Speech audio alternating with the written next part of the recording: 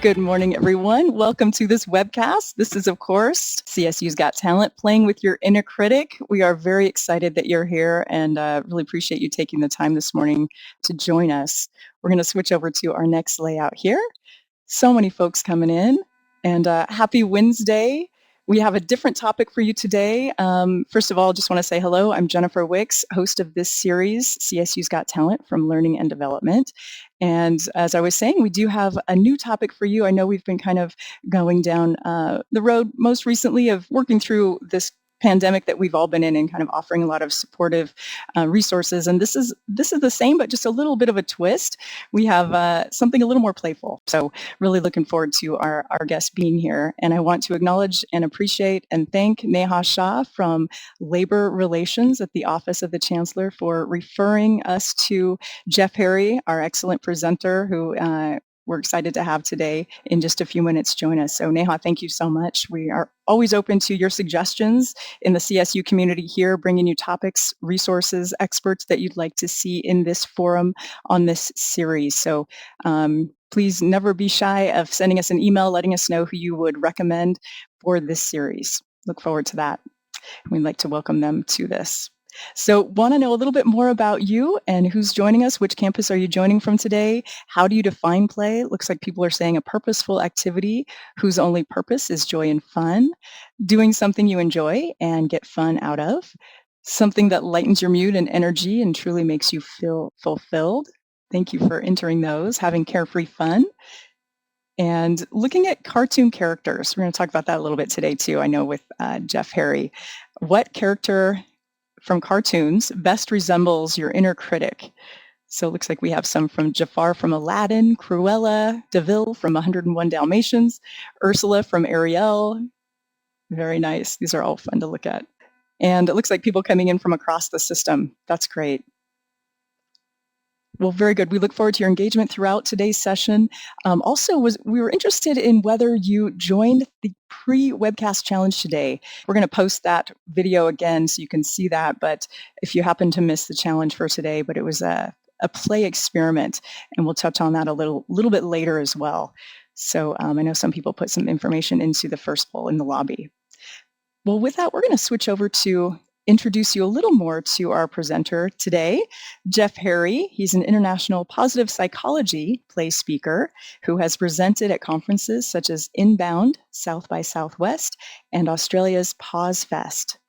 Jeff was selected by Bamboo HR and Engagedly as one of the top 100 HR influencers of 2020 for his organizational development work around dealing with toxic people in the workplace. His play work has most recently, sounds funny to say, his play work, love that. His play work has most recently been featured in the New York Times article, How Do We Add More Play to Our Grown-Up Life, Even Now? He has also been featured on AJ Plus, Soul Pancake, the SF Chronicle, and CNN. And with that, I'd like to welcome our very special guest today, Jeff Harry. And Jeff, you are welcome to activate your webcam and mic, and we're going to talk all about how to play with your inner critic. We're so happy you're here to join us today. All right. Oh, I'm so excited. Thank you, Jennifer. Thanks, Kayla, and thanks, Neha, for inviting me. So let's actually just get started. So we're talking about how to play with your inner critic. I'm Jeff Harry with Rediscover Your Play. And really what we're exploring today is an experiment. We're actually going to see, does this actually work? Can I actually play with my inner critic? So in order to do this, because I'm a play person, this is going to be highly engaging. And the way in which we do this is you're going to need a piece of paper and a pen. So make sure you have that handy. I know some of you are at the office and a lot of you are working at home. So, and then also the other thing is I refer to this as a workshop. This is not going to be me simply talking and then you just listening, but the more actually that you are commenting in the chat, the more that you actually are engaging and trying a few of these different play experiments, the more you're going to get out of this. But we're also co-creating this space. So the more that you actually also share in the chat, whether it's anonymously when we put up certain polls or we share in the chat right here, you will be actually helping others to actually show up in ways that they might not have showed up otherwise. So we're co-creating this space together. So I need all of you to dive in with this. And are you ready? Let's get started. So the way I always love to start this specific talk is from Elizabeth Gilbert, who said this really amazing quote that resonates to me to this day. And it's, I've never seen any life transformation that didn't begin with the person in question finally getting tired of their own BS, right? And what happened in March 2020 regarding my own BS? So the story that I was telling myself was, I don't have time. And mostly I don't have time to make videos. I hated myself on videos. I didn't know like what I looked like. I didn't like how I sounded. I don't know if you've ever heard, right in the chat, if you felt that way whenever you heard yourself, you're like, oh my gosh, I sound like that. That's gross. You know, like you're like, oh, what is that, right? So I was basically putting off, and I was saying to myself, I don't have time to make these videos. And then March 15th, 2020 rolled around and the lockdown happened. And it was almost like the universe was saying, hey, guess what, Jeff? You have all the time in the world. And you know what I did during that time? I avoided it. Those first 2 weeks, I didn't do anything. I binge watched Netflix. I watched a lot of YouTube. I just avoided addressing this story of mine, this old story of mine. And then finally, when I had exhausted all those other possibilities, I was like, okay, let me just try this. Let me just make one video. It's just one video. No one's going to watch it anyway. I'm just making it for myself, right? And I just started making videos, and I realized like this actually was helping me to get through the pandemic. And here were the types of videos that I made.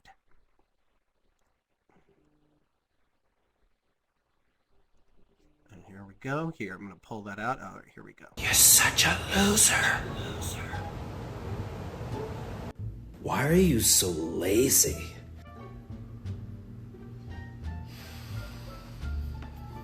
You're here again? Are you ever not hungry? I think you're great, just the way you are. Ew, be quiet. You don't know what you're talking about. Exactly. Now, what was I saying? So the reason why I made videos like this and why I'm sharing this one specifically with you is this is one of the ways in which I actually got through the pandemic. It helped me cope and address certain issues. But also the reason I'm showing you this is, and I made this specifically for this presentation, is it's ironic that we listen to our inner critic all the time. We take so much advice from our inner critic, but we take so little advice from our intuition and our inner child. And by me simply making these videos, this not only got me through the pandemic, but it started to give me a certain level of bravery. And I was like, ooh, what actually happens when you take one risk? Like what actually occurs? And I can't believe I'm quoting We Bought a Zoo, the movie We Bought a Zoo. But in that movie, you know, Matt Damon says, you know, all you need is 20 seconds of insane courage, 20 seconds of sheer bravery, and everything can change, right? And that video was 30 seconds. So when I made that first leap, that first risk, I realized, oh, this is not that bad. And what is fear? It's just false evidence appearing real, right? So then I was just like, well, why don't I do other things? So I was like, well, you know, I like talking about positive psychology. I like talking about play. Let me hop on a bunch of podcasts. Let's just see what happens. If I like it, I'll keep doing it. If not, I won't. But so I just started hopping on podcasts because I got the bravery from doing these videos. And all of a sudden I was on a couple podcasts. I was like, hey, this is kind of fun. I'll keep doing it. And then I was like, hey, I'll hop on some more. Hey, why don't I just keep going? And let me just keep going. And I just kept doing it. And then what eventually happened is now since March of 2020, I have now hopped on 150 podcast interviews and I have made 350 videos, these ridiculous videos. And I don't do this to like brag or be like, this is not about me. This is about this idea, this experiment that what happens to us when we actually confront that BS old story? What is possible? What can we create when we're actually able to challenge it? Because I was avoiding it for the longest time. And in the end, it actually was the thing that made me come most alive. It was my play. And I didn't know that at first. I was avoiding the thing that actually brought me so much joy. So my first question to you, my first play experiment of many play experiments I'm going to be putting out to you today is, what is an old BS story that you are tired of telling yourself? And if you're, oh, here, let me go back to it, and if you're comfortable, feel free to share it in the chat. If you're not comfortable sharing in the chat, no worries. But then, oh, why does it keep going? Okay. So what I want to explore with you today is not that I just simply want to do this talk and then this ends and then you go about your day. I actually want you in 3 months or 6 months or years from now to contact me via LinkedIn or Instagram and be like, you know what? You might not remember this, but you did this presentation and I confronted my BS story. It took me maybe a couple of years to do it, but I did it. And this is what happened, because this is the experiment that I want to see. This is what we have and what the possibilities in front of us if we dive in today. So let's actually get into what we're actually going to be covering. So first, we're going to be covering how play and inner critic relate, because they go hand in hand in many ways. Then we're going to dive into discovering where our inner critic actually comes from. Then we're going to be talking about where our inner critic shows up. Like, a lot of times we don't even realize that it's showing up. It just appears out of nowhere. And we're like, where is it coming from, right? Then we're going to decide and figure out how to learn how to respond to it and how to befriend it. We're not trying to destroy it. Many times people give you like, you want to destroy your inner critic. It's a part of you. You don't want to destroy it. So how do you befriend it and connect with it? And then finally, let's go. It seems like it paused here. Well, finally, then we're going to actually figure out how to actually try the techniques and tap into that. So here we go. So how do we actually tap into the techniques? And I have numerous techniques that we can actually do. So first, let's actually define what play is. And many of you actually defined it in the chat.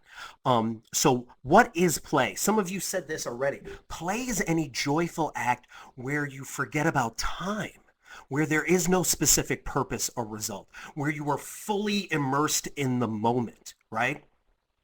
It also, play is the opposite of perfection.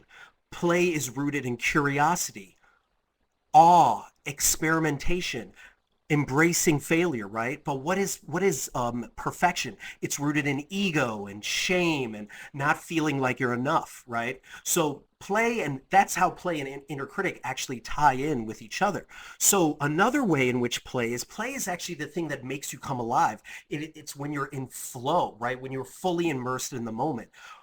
Another way of saying it, and this is like a Japanese term, it's referred to as ikigai, which is your reason for being. This is your zone of genius. This is the stuff where you're like, oh my gosh, this is what makes me come alive. This was what one of the play experiments, the pre-recorded play experiments that we asked you to do, is what is the thing that actually makes you come alive? Because as Howard Thurman says, don't ask what the world needs, ask what makes you come alive, because what the world needs is for more people to come alive. So what is that ikigai? What is that flow?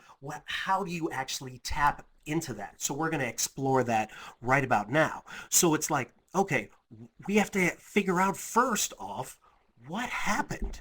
At some point, you used to play all the time. There was a moment when you went to the playground, and that was the last time you went to the playground. There was a moment when you used to always play pretend, and then you just stopped. So why do we stop playing, especially as adults, right? And the quick answer, and this comes from, Dr. Sham Helmsetter, but it was that by the time you reach the age of 18, you've heard the word no 148,000 times. That's right, that by 18, you've heard the word no 148,000 times, and you've heard the word yes only maybe 8 to 10,000 times, right? So we're inundated with all these no's, right? Then on top of it, you go to school, especially elementary school, where you're asked to raise your hand, you're asked, for permission to do anything, and then adults are constantly shooting on you all the time. You should do this, you should do that, you should become a doctor when you grow up, you should be a lawyer, and you're like, I'm 6 years old. Why are you telling me what I should do at 6? Why are you giving me advice? People's inner critic are now burdening you with theirs, so you're internalizing all of their own stuff. Then you go to your, junior high and high school, and especially this is for many Gen Zers, we are inundated with more information in a day than most people received in the 1950s in an entire year. And what is most of that information telling us? It's telling us no. It's telling us you're not enough. You need to keep buying stuff from Amazon. You need to just keep doing other things like consume, but don't be yourself. Don't play. Don't, be your nerdy, weird, self and try something new, right? So society is constantly telling us not to expand, not to take risks, right? So we're receiving all of that. So we have to first have a certain level of compassion for ourselves of why we don't play in the first place, because that's all the external society knows that we're dealing with. Then we have to just figure out what's going on here, right? Because then your brain is designed to actually have a negativity bias, right? Why does it have a negativity bias? Because it's actually trying to protect you. It's trying to keep you alive. And what is a negativity bias? Negativity bias makes us subconsciously give more psychological significance to negative experiences than positive ones of the same intensity, affecting our behavior. So what does that mean? That means no matter how many amazing things are happening to you, your brain is looking for the one thing that's wrong. So you could be in a sea of 1,000 people that just love you and appreciate you, and then one person that's like, I don't like you at all. And you will look and focus on that one person, right? That's just how your brain is designed. It's designed to keep you alive. Your rational mind is designed to keep you alive. And we have to remember that, right? But many times we lean on our rational mind to help us with like, well, should I do this creative project? Should I maybe take this risk and reach out to this person that I've been, wanting to reach out to forever? And your rational mind's like, no, don't take any risks. Binge watch Netflix. You can do that for the rest of your life. So we are leaning too much on our rational mind, and our rational mind is so linear, right? And adults get so fixated on expectations, right? And expectations are, they're the thief of joy. And think about this last year. What about this last year was linear? Was any of it linear? Was your life linear? Anything that you've planned out in a linear way, has it ever worked out that way? No, it's usually divergent. It's all over the place. So, during this pandemic, it was your intuitive mind that you had to lean on because there was nothing that you could figure out, because we're all operating in this uncertainty. We're all operating in this unknown space that none of us have ever been in. And we can't consult anyone because anyone that was here during the last pandemic isn't around anymore, right? So we have to remember that. Now, Albert Einstein really spoke to this in great detail when he said the intuitive mind is the sacred gift and the rational mind is the faithful servant. We've created a society that honors the servant, the rational mind, and has forgotten the gift, the intuition. So how do we tap back into that intuition? How do we tap back into that inner child? Because if we want to be able to handle our inner critic and connect with it, we have to tap back into that intuition. So let's dive into that. And the way we do it is through flow, right? Oh, so I'm so excited to talk about flow. So flow in the positive psychology world, it's synonymous with play and what actually happens to your brain when you're in a flow state. Right. So usually when you're in a beta state, a normal state, your inner critic is super loud. It's just saying all the mean things to you. Oh, wait. Oh, for some reason it's going backwards. Yeah, it's saying all these mean things to you. And, you're like, wait. I'm not listening to you. Oh, see, so look what's happening right now here. Let me pause that. Okay, there. So when you're in a flow state, actually what is happening to your brain is you go through something called transient hypofrontality. And transient is temporary. Hypo is underactivity. So actually your prefrontal cortex actually shuts down a bit. And then the frontality is what's happening in this prefrontal cortex. So when that actually occurs, all of a sudden your inner critic dissipates. It gets quiet.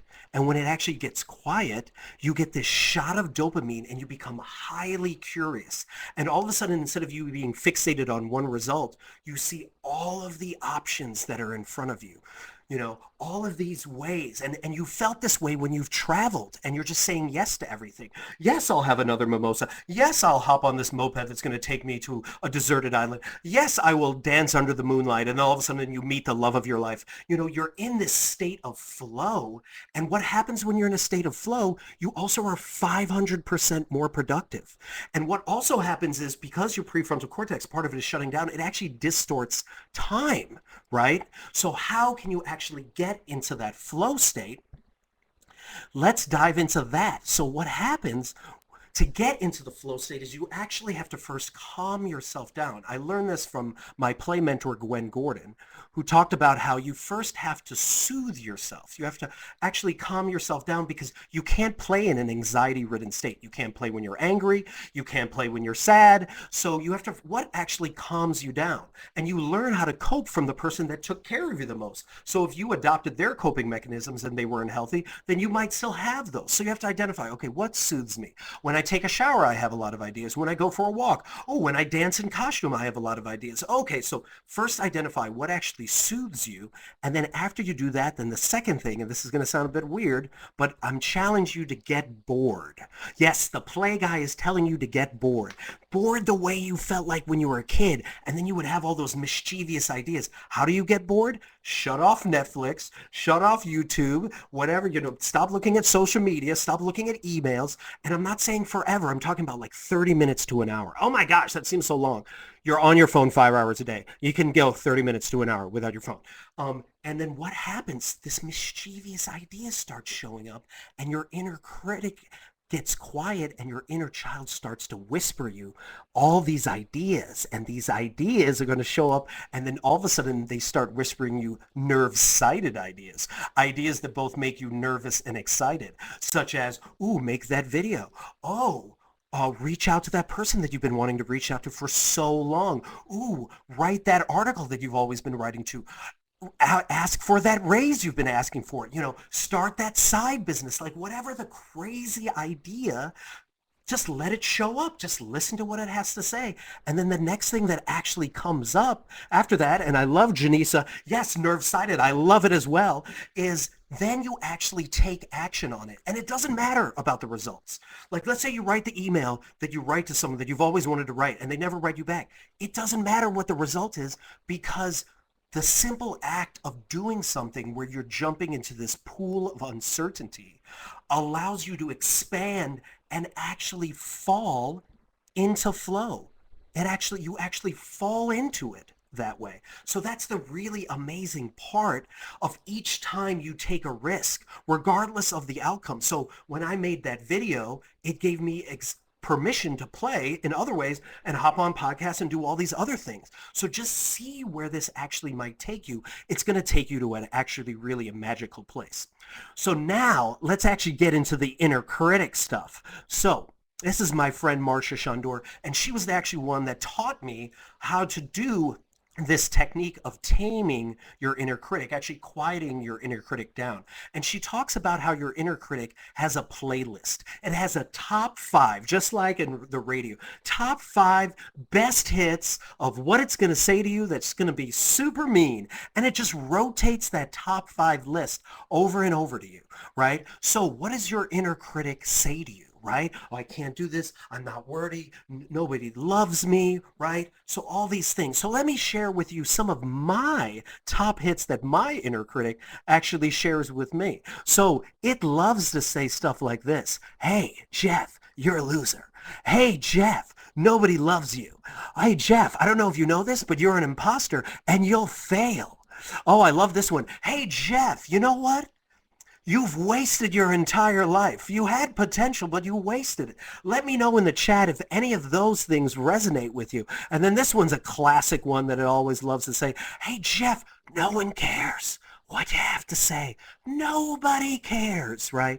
So those are just some of the classic hits that my inner critic shows up for you. So now what we're going to do is we're going to do a technique where you are actually going to write down what your inner critic says to you. What is the playlist of your inner critic? I want you to write that down. We're going to give you about a minute, and we're going to play some music so that gets you to think a little pensively. So we'll give you about a minute.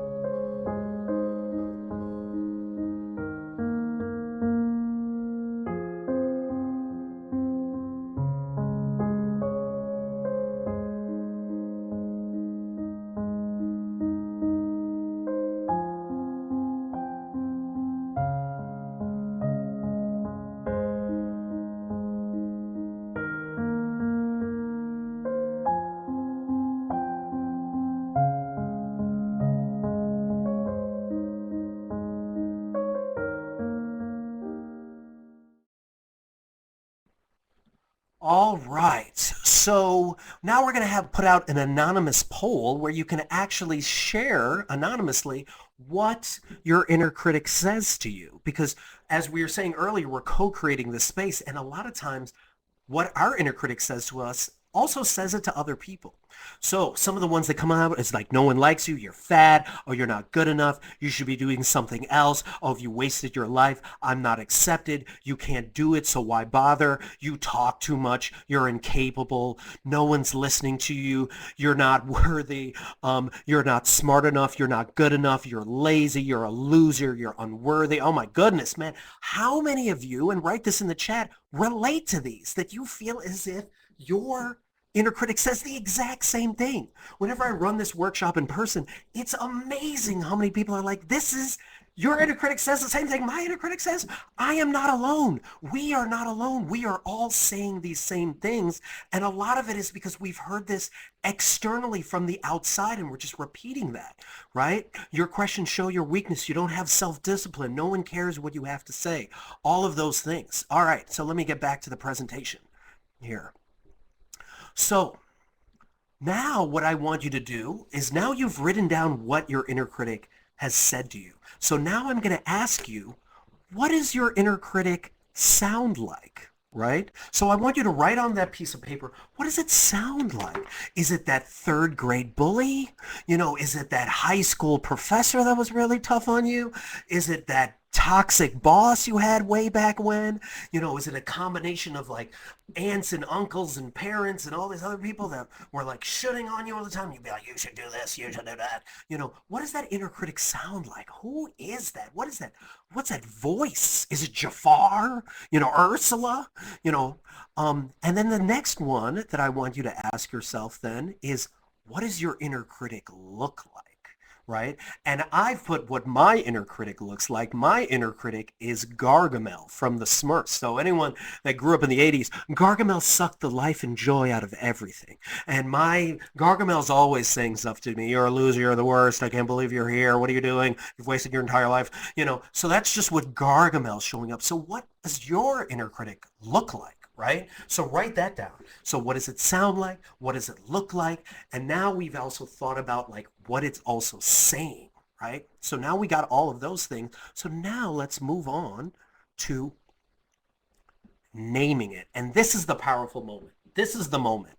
And feel free to put in the, you know, to name it whatever pops up. There doesn't have to be anything perfect, you know, Mean Mary, you know, Frank Frugal, all these people. And then feel free to write in the anonymous what the name of it.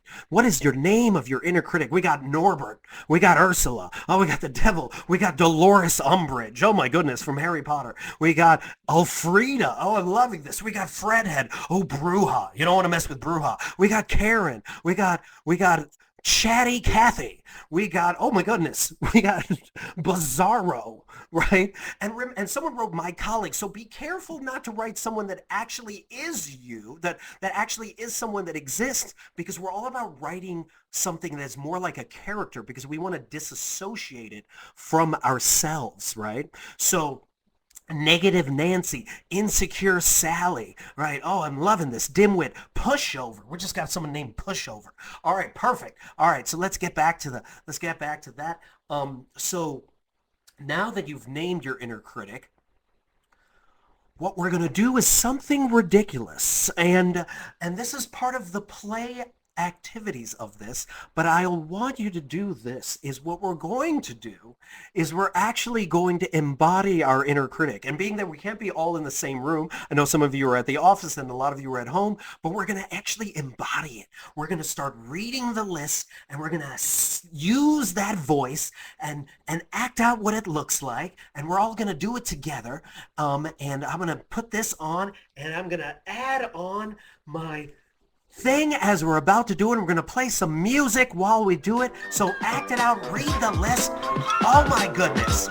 You are such a loser. Oh, nobody loves you. Oh, you're an imposter. You've wasted your entire life. Nobody cares what you have to say. Why are you so lazy? You're the worst thing ever. This is ridiculous. What are you doing? Why are you even talking to this? You're horrible at being an inner critic. Oh my goodness. just words now. Oh, all right. Shake it off. Shake it off. Shake off that inner critic. Get it off you. Oh. And now usually I do that, in my workshop for like a while. We usually do that for like 5 minutes. So we're only doing it for 30 seconds. And the reason why we do it is just to feel how absurd it is.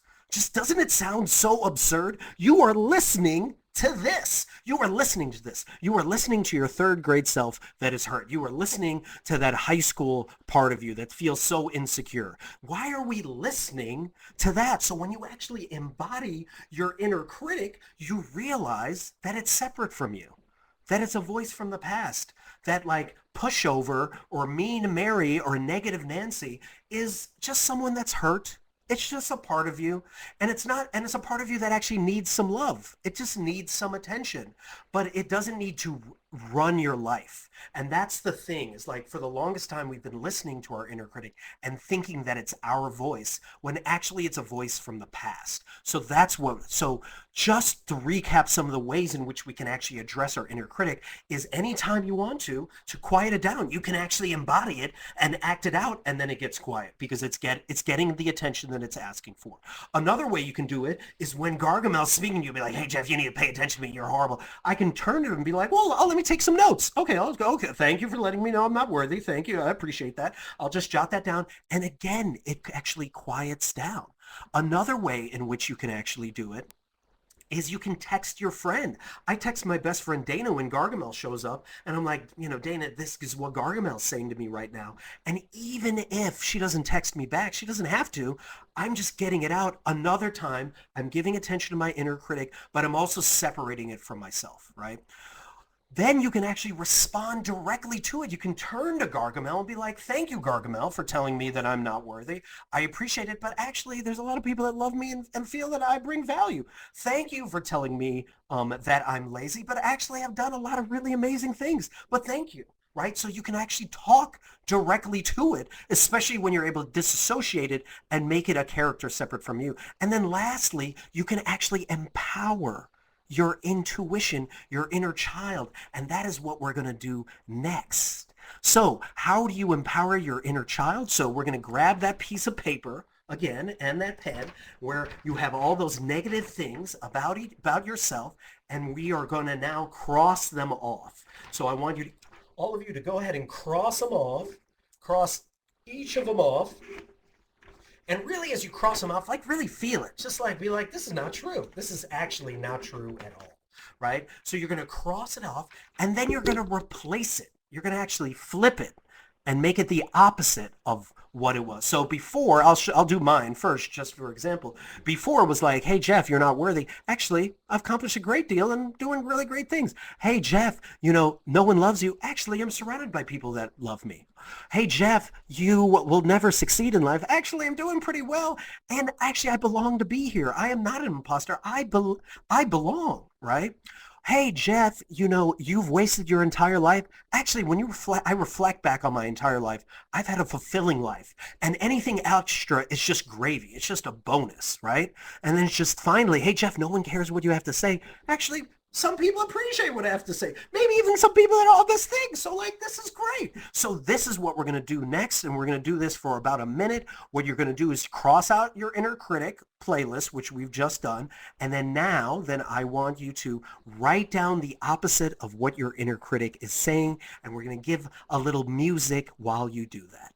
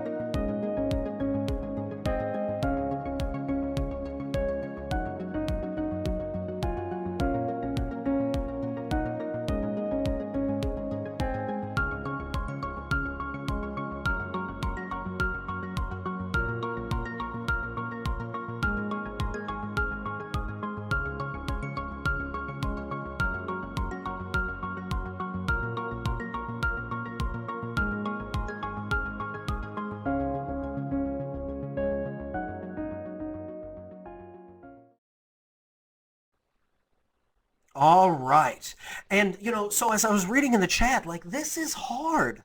This is really hard. And you have to also remember that the whole time you're doing this, your inner critic is going to try to stop you. It's tried to stop you from naming your inner critic, and now it's trying to stop you from actually empowering your inner child, right? To see those things, to see them and just be like, are these things true? Byron Katie, who's this really amazing thought leader in this space, talks about how even when you look at some of the mean things your inner critic says, you can ask it, is this true?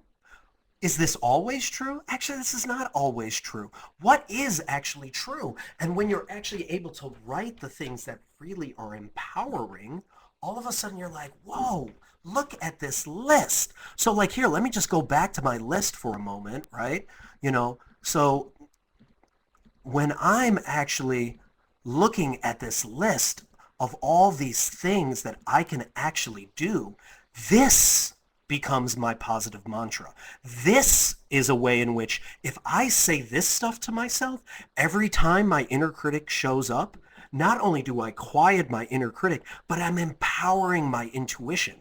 All of a sudden, I believe this. And if you're like, well, this sounds very woo-woo, I was just watching the Olympics the other day. Olympians do this, where they literally are saying, I am going to be Olympian. I am an Olympian. I deserve to be here. And they are saying this throughout the entire process, during the race, after the race, before the race, just empowering themselves, because not only are you actually doing something where it feels very woo-woo and you feel really good about it, right?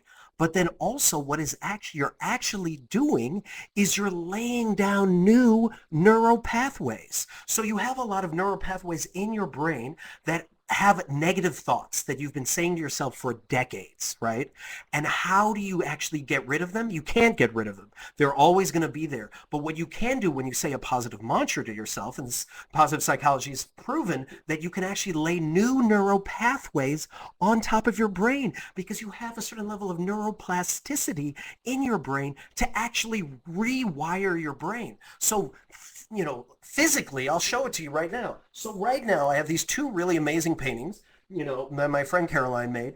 And one of them is, the red one is my inner critic, right? So it's always going to be there. It's always saying stuff. And then I have my inner child, which is just a little smaller, a little quieter. But what actually happens in your brain as you repeat the mantra over and over again, and I'm going to get up and move them for a second, is I'm actually taking my inner child and I'm just laying a new pathway over the old one. I'm just laying it down on top of it. It won't completely quiet my inner critic, but it actually will start to give more power to my intuition. It will give me more belief that it's possible, right? And this is the power of your brain. It's just looking for patterns all of the time. So let's then talk about what actually happens when you've dealt with your inner critic. So here's the powerful part that's amazing, right? So when you've actually set boundaries on your inner critic, your negative Nancy, your pushover, your Ursula, your Norbert, whoever it is, right? And you're just like, don't talk to me that way, inner critic. Don't be so mean to me. Once you start saying that to yourself, then when you're in an office environment and someone toxic says something to you that triggers your inner critic, you can look and be like, wait a minute, I don't deserve that. Wait. And then all of a sudden you turn to that toxic person and you're like, hey, Chad, sorry if there's a Chad, we're just going to use Chad as the example.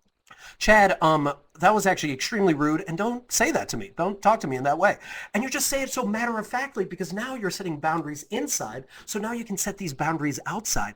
And then here's the thing that's really amazing that happens, is once you do that outside, and you're just like, yeah, don't speak to me that way. I deserve a certain level of respect. What happens is like, oh my goodness, everyone else in the office is like, whoa, Jeff just stood up to Chad. I'm going to start standing up to Chad too. And it gives permission for other people to start setting boundaries. So when you deal with your inner critic stuff, you actually then can impact the world around you and all the other people around you, because everyone else is also paying attention and also dealing with the same inner critic strife and struggle. So just remember, that's what's happening. You're doing that work for yourself as well as for others when you're doing self-care and really empowering your inner child.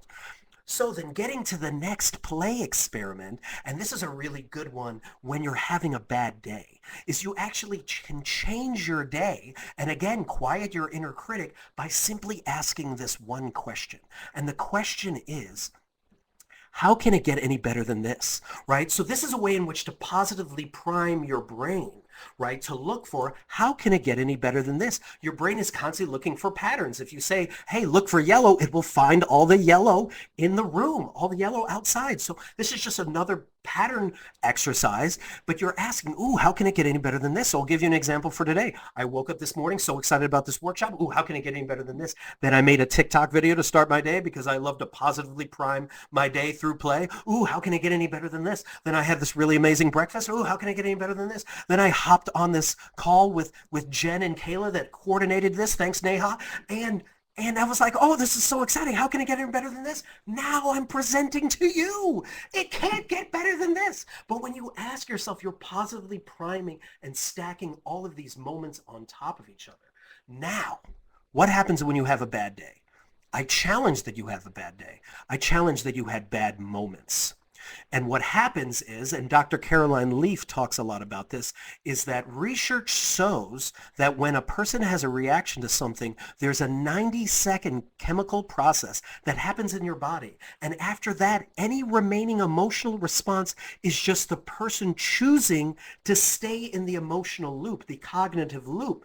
The story we create from those emotions is what sticks, right? So when you have a bad moment, it only lasts 90 seconds at most, right? But then we ruminate about that bad moment, and then we search for the next bad moment and the next bad moment. And we might even say stuff like, bad moments come in threes. And then guess what? You will look for the next 3 bad moments, right? So we have to, in order to change that, simply as you're dealing with that bad moment, ask yourself with curiosity, not with yearning, not with longing, not with like wanting to change it, but simply ask yourself with curiosity, ooh, but how can it get any better than this? And when you ask with that level of curiosity, experimentation, and play, you can actually change that moment, change your day, and potentially change your life. So try that play experiment, see how that actually works out for you. So now let's talk about words and why words matter, right? So my friend Patricia Moreno would always say this all the time. The words that come after I am determine your life. So I'll say that again. The words that come after I am determine your life, right? So what words do you want to say after I am? I am enough. I am worthy. I do belong. I am awesome. You know, I am lovable. I am loved, right? And be careful when we say things like, I am lazy. I am sad. Because what you instead can say, right? Because those, you can instead say, I feel sad. I feel lazy. You know, because those are temporary. You know, I feel sad. Yes, you're sad at that moment. And you should let that experience flow through you, right? But to say I am sad all the time, or I am fat, or I am, is dangerous. So I feel fat, you know? Okay, I feel it right now. That's okay. Like, that doesn't mean I always feel that way. So we have to be very careful. The I am statements are coming from a place of intuition, inner child, and then I feel statements. Use those when you're talking about stuff that is tough. You know, because that stuff is temporary and it's going to pass, and we have to recognize that words actually matter. And then what also matters is after you say the word, it's not just about saying the word like, I am productive. When you say something like, I am productive, then actually get off from the couch and actually take the action, because it doesn't happen if you just say the word. You have to do a physiological like movement to actually express it, right? I am lovable. All right, well then go out and, appreciate some people, reach out and connect with some friends, and then see that reciprocate back to you. Now, I've talked about positive mantras. I've talked about these I am and I feel, and this might sound very woo-woo, but there is some science behind it, which I've shown you, but you might still be like, you know what, this sounds like a lot of toxic positivity. Ew, I don't like toxic positivity. And I don't either, right? I don't appreciate when someone is just ignoring what is happening, right? That's not positive psychology, right? It's the idea of positive psychology is to actually feel all of the feelings. So a great example of that is from the movie Inside Out, where in this part of the movie, you have sadness and you have joy, and they realize they need each other. That you actually can find joy in sadness and you can find sadness in joy. And I'll give you a perfect example. My father passed away in 2015 and his brothers showed up. His brothers hadn't seen each other in 20, 30 years, not since their mom died, right? So I'm feeling grief and sadness that my dad just passed away, but I'm feeling gratitude and joy and love that they're there. And I was like, oh my gosh, I can't feel all these feelings. Oh, why? They go against each other. Actually, they both exist. You can exist and have all of them at the same time. That is what life is. That is what makes life worth living, right? That there's a beauty in both the joy, but there's also a beauty in the sadness. And, you know, in the book Tuesdays with Maury would always talk about how he allows himself to fully feel the feeling, because when you fully feel the feeling, then you can let it go. And a lot of times what we do is we numb ourselves, right? We binge watch Netflix, we escape in some way that doesn't serve us, right? And then we're not able to feel the feelings. And if you really want to feel the utmost joy in your life, then you also then have to embrace the sadness as well and recognize all the beauty that is actually in the sadness. So, as we are wrapping up, there's only a few other things I can touch on, but this is a bonus play experiment that you can do at any time.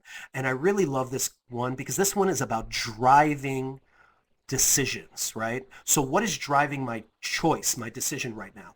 Is it a choice of perfection, ego, shame, fear of failure? That's your inner critic. I have to be right. Oh, am I making the right choice? Is this the right thing? This is the should voice. Like I should do this, I should do that, right?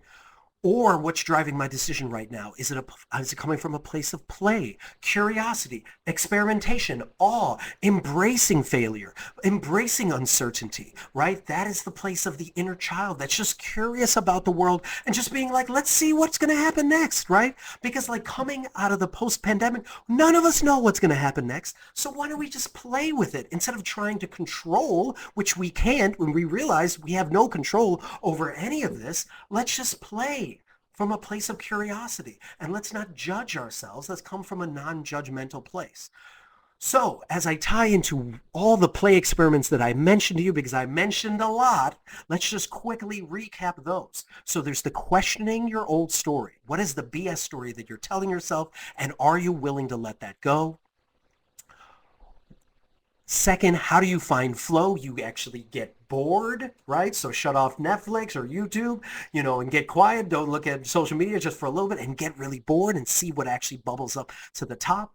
3, the one that we really did, naming your inner critic. So now you have the name of your inner critic. So now you can actually respond to it, right? You can text your friend, you can write it down, you can embody it, you can do a bunch of different things. You can also embody, your inner critic as well as embody your inner child, right? And say those positive mantras back to you. And that's another way in which you can address your inner critic. And then when you're having a bad day, you can ask the question, how can it get any better than this? How can it get any better than this? With curiosity. And then finally, asking yourself, driving my decision. What is driving my decision right now? Is it play or is it perfection, right? So we come back full circle to the first question of what is an old BS story that you're finally ready to let go? And feel free, if you feel comfortable enough to write in the chat, feel free to. And if you don't, just write it on your paper for yourself and be like, what is that old story? Because imagine what can possibly happen if you actually let go of that old story and start doing the thing that actually makes you come alive, right? So I always love to wrap up my conversations, my connections with this. So for anyone that doesn't know, this is from Good Will Hunting. This is starring Matt Damon and Ben Affleck. This is actually the first movie they ever starred in, and they made it themselves because no one was paying attention to them. Really amazing movie. But so the premise of the movie is that Matt Damon is a genius, and he can have any job he wants at any think tank. He can be a millionaire 10 times over, right? And Ben Affleck works at a construction site, and he's not smart. He's not like Matt. But at the end of the movie, they're both at the construction site, and Ben turns to him and he's just like, hey, Matt, when are you going to, take one of these high-paying jobs, right? And Matt turns to him and he goes, I'm not. I'm going to work construction. We're going to hang out together. We're going to raise our kids next to each other. We're going to take them to Foley Field, watch them play baseball, and, that's just what we're going to do.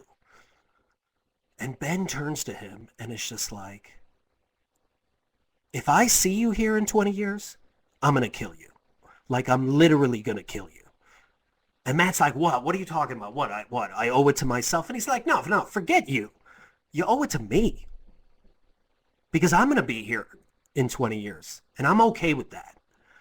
But you were sitting on a winning lottery ticket.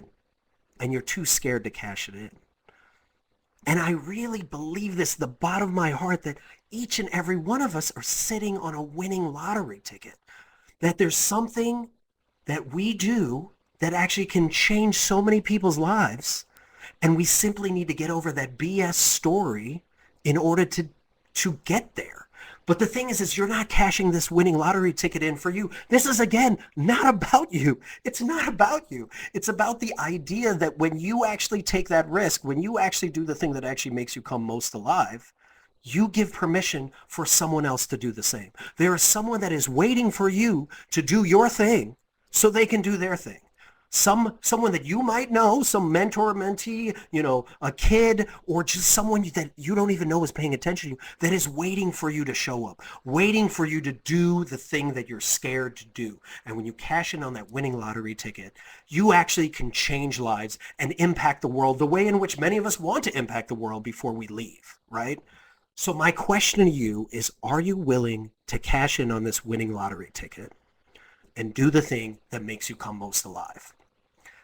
That is my presentation. I will now open it up to Q&A, and I will say this last thing is tag me on your progress. I only think this is successful, as fun as this has been, I only think this is successful if y'all actually do it. So if you do one of these play experiments, I do this with my clients all the time and it works. It works. So try it out and then tag me and be like, Jeff, you wouldn't believe. But I did this and it's crazy what happened, because I want to hear those stories so I can share it with other people around the world. Thank you so much. Jeff, thank you so much. Who knew that being able to address and play with your inner critic would actually impact the entire world, right? I mean, that's really what we're talking about here, especially as you wrap up at the end. So thank you so much. This was so powerful, and so many people are saying that as well. Just even have a few people in tears out there after that last slide talking about Goodwill Hunting and that message there, and really relating it to what you're talking about today. So thank you so much. This has just been really powerful. And I think maybe a lot of people are introduced to their inner critic maybe for the first time, and kind of seeing them as almost a person that they can talk to and quiet, and bring in their inner child as well. So, right. And one thing that's also super interesting when I run this in person is, like, a lot of people say, well, I just don't have one inner critic. I have multiple. I have a whole board of directors of inner critics. And it's true. Like, there's so many different ones. There's the surface one that you first hit, right? But then there are the deep-seated ones that you might have to address in therapy or, through some other action, but they're showing up. So just us being aware makes it really powerful. And not to be confused with multiple personalities. This is multiple self-critics, right. Critical voices in our heads. So let's see, just waiting for some questions to come in if they're already out there. You talked about so many things, and thank you for really tying that up at the end and being so succinct as to what those steps are, really to get in the flow and draw that curiosity in, to really just kind of open it up, give ourselves some time to let our minds breathe and open and find that curiosity. I think is so important, especially with what we're all dealing with right now. So much happening. Because it's so hard right now to, like, navigate all of this uncertainty. And one of the, you asked this earlier, so try this out if you haven't seen this, but one of the play experiments that we suggest doing beforehand, and you can actually do this with your friends, is reach out to 3 to 5 of your closest friends if you're trying to figure out ways in which to play more, right? And figure out what makes you come alive, and ask them these 2 questions. What impact have I had on your life? Like, what value do I bring to your life, right? That's the first question. And the second question is, like, when have you seen me come most alive? And when you ask that of your friends, man, oh, the appreciation that comes back, the love and everything, oh, it's awesome.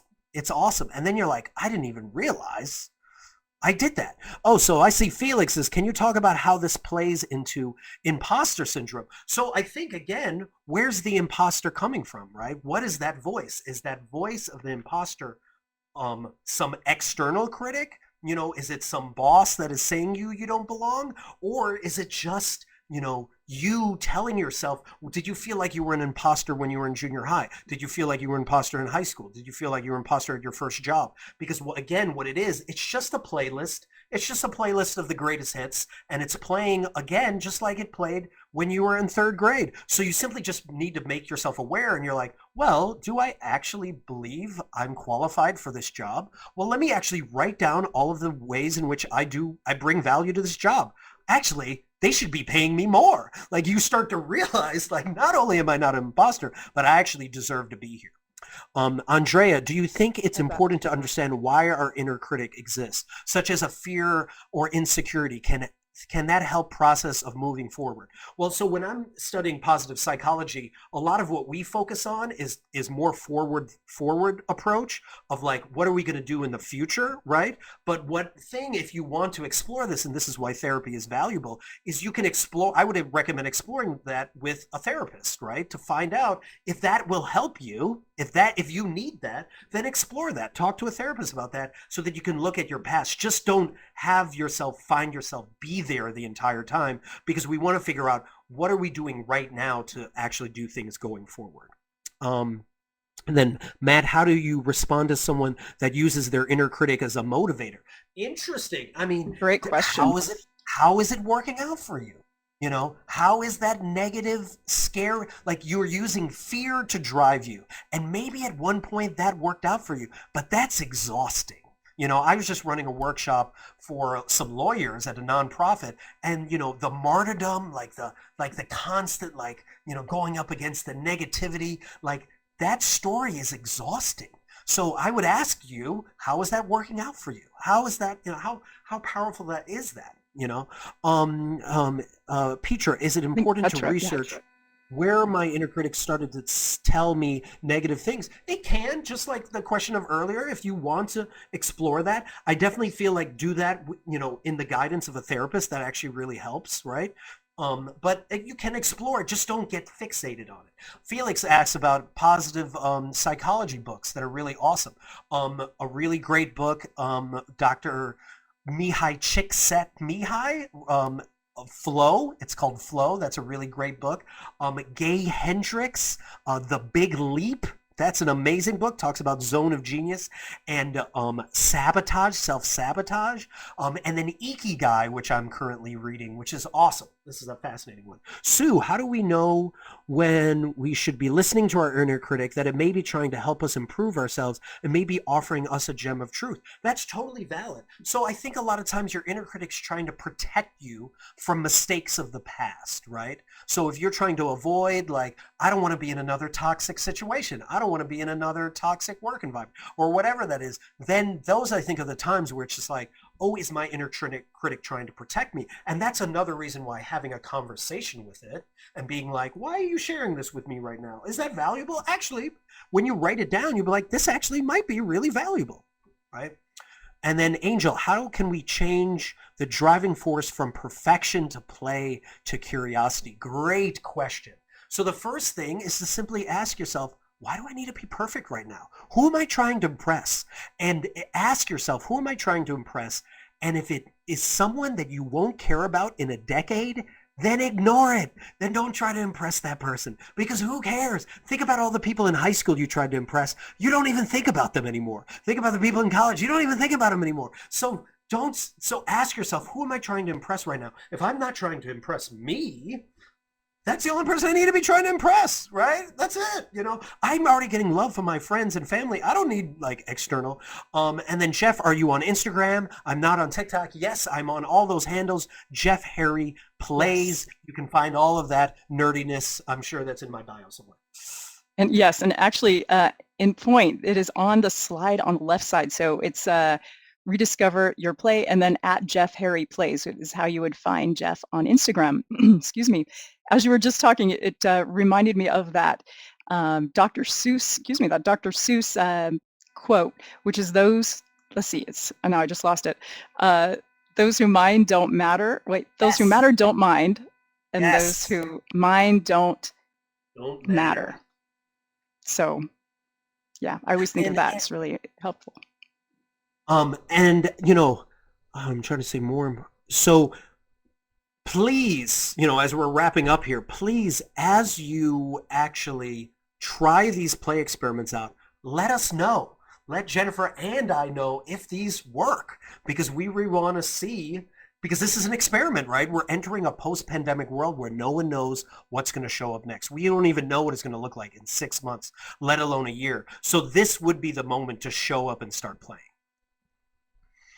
Well, with that, we should wrap just because we're at the very end of our hour. Jeff, I just want to thank you so much, and thank you for staying on a little bit over too to continue answering some of these questions and comments that have come in. We have so much appreciation for you and your whole session in the chat pod. So thank you to everyone who's been here and participated so fully during the session too, sharing all about your inner critic and getting to know your inner critic maybe a little bit more and how to quiet them. Jeff, thank you. This was really important and powerful today. So we sure appreciate you. Thanks so much, Jennifer, Kayla, Neha. Appreciate you all. Take care, everyone. Thanks so much. And I do want to send a thank you again to Neha Shah in Labor Relations for referring us to the fabulous Jeff Harry. I also want to thank Kayla Perez, our production assistant behind the scenes, doing another fabulous job here on this live session. We look forward to seeing everyone on the next CSU's Got Talent. You'll be hearing more about that. Another excellent session coming up in July. So stay tuned, and we will see you again very soon. Have a great rest of your day. Thanks, everybody. Take care. Go Toros. Until then.